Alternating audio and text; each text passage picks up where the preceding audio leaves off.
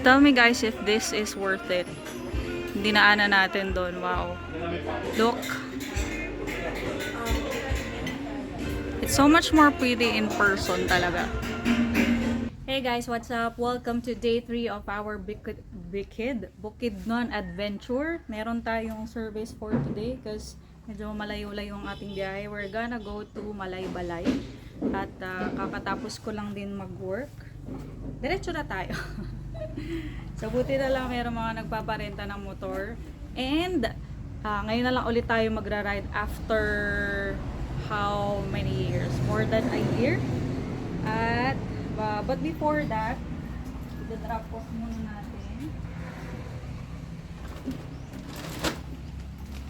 Before that, i-drop off muna natin itong ating laundry kasi madami-dami na. Akala ko nga, dami-dami ko ng daladalang damit pero kulang pa rin pala. Wednesday pa lang ngayon. Pero yun, pupunta tayo ngayon sa Katihan Eco Park. Eco Park ba yun? Basta Katihan Cafe. That's in Malaybalay. So, malayo-layo siya. We've been exploring ng by foot pa lang dito sa Ipasugong. So ngayon ay tayo ay mag-ano tayo. Malayo-layo. So let's go! Honda Click, sarap i-drive. See ya! Guys, meron tayong motor for today's video. Para we can cover more ground. Honda Click. Nagpapa full tank na tayo ngayon. We're going to Malaybalay. Let's go! Guys, papunta tayo ngayon sa Katihan Eco Park. And the road going there is manageable naman. Mukhang kaya pa naman ng scooter so far. Medyo rough road lang siya. Yung mga ganyan. Tapos yung dinaanan natin yung mga narrow roads.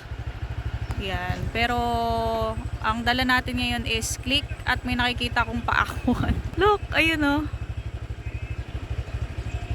There. Sabi naman ng owner nitong unit, kaya naman daw ng nitong unit na to. So let's go sa go.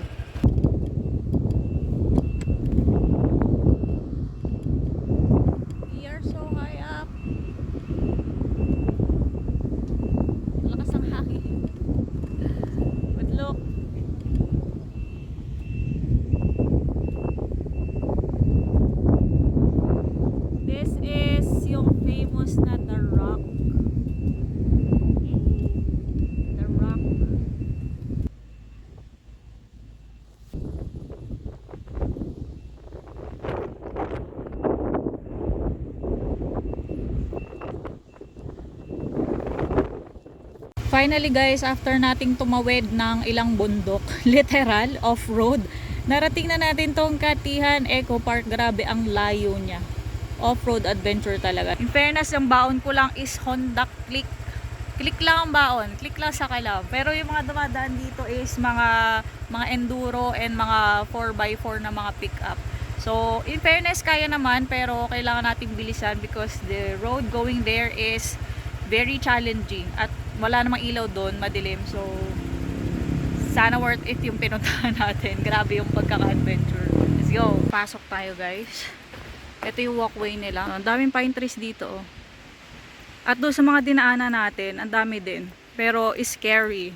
Dapat pag pupunta kayo dito, agahan nyo. Ay, pwedeng mag-ano dito. Mag-overnight. So, pag napagod kayong mag-drive, pwede kayong mag-ano dito. Pwede kayong mag-lodge. Look. Ang laki ng bato na yun, oh. Look. Wow. Rock. Ito yung kanilang receiving area. Mukhang madaming tao.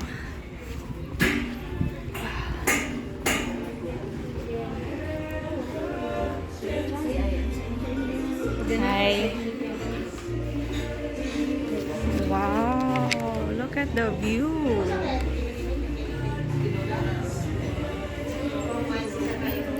Now tell me guys if this is worth it.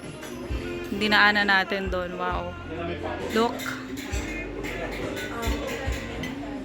It's so much more pretty in person talaga. View. Okay, so before anything else, kakain muna tayo. Because we're so dumb.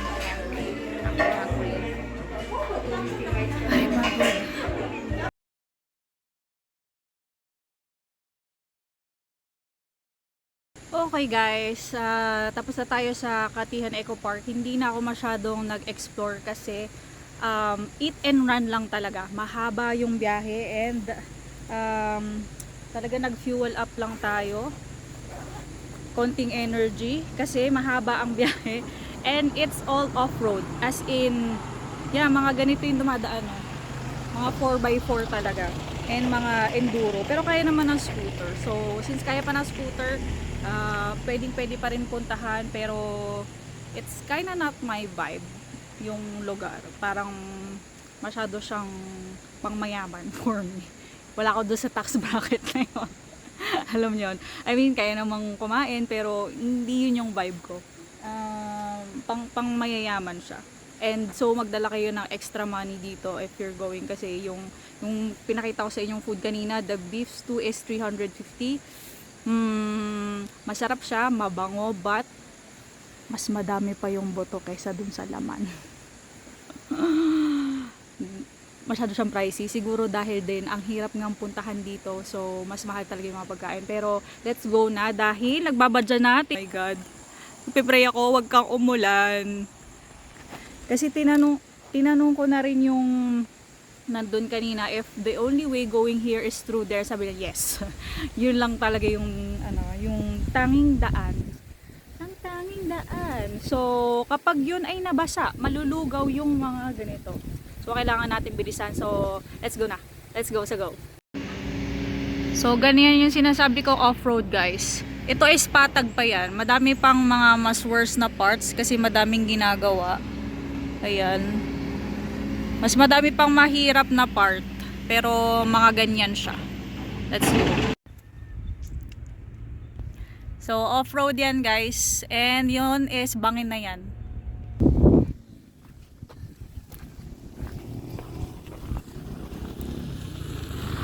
Look. Ayan yung dadaanan. Pero patag pa to. Madami pang mas mahirap like I said. And ito is mountain na and yung gilid is bangin. Ito ang ating napakatibay na click. Click lang sa kalam. Ayan na siya. Bangin na siya pababa.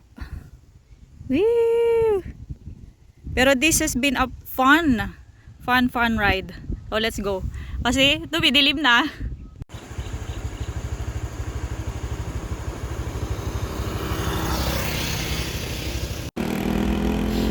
Pala guys, dito tayo galing from Malaybalay town proper.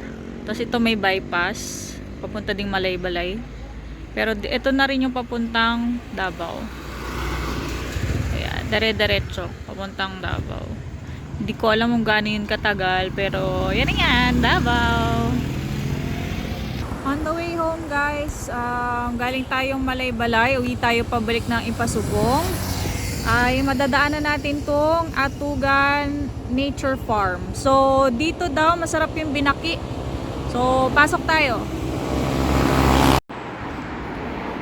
Oh, ito yung entrance nila. Pasok tayo. Buti na lang may motor tayo ngayon. Kasi I was planning na lasan yung susi ko. Ayun. I was planning na lalakarin ko lang sana to. Oh, it's a cafe. Yeah. Atugan Nature Farm. What's this? Champion sila. Sa coffee. Oh, sa latte or taray. Yung ginaganon-ganon. And, uy, may blueberry. Ay, charis. Ito yung kanilang menu. Coffee. Kakakape lang natin sa Katihan eh. Wait. And then, meron din silang mga ganito. Like, mga pasalubong. Kamote chips. Taro chips. Mga ganyan. Kamote chips. Ang alam ko, meron din silang rice meal eh.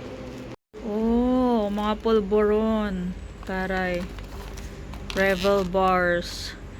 Babalik tayo dito pala bago tayo umuwi ng Manila. Kasi meron dito mga pasalubong. May piyaya din. Is this piyaya? Yes, piyaya. They have cheese sticks. And what is this? Hopyak. Parang okay to ah. Pagkain natin mamaya. Pero ang pinunta talaga natin dito is yung binaki. Ito pala yung rice mill nila. Ayan yung rice mills. Sisilog. Mayong hapon po. Meron pa po kayong binaki?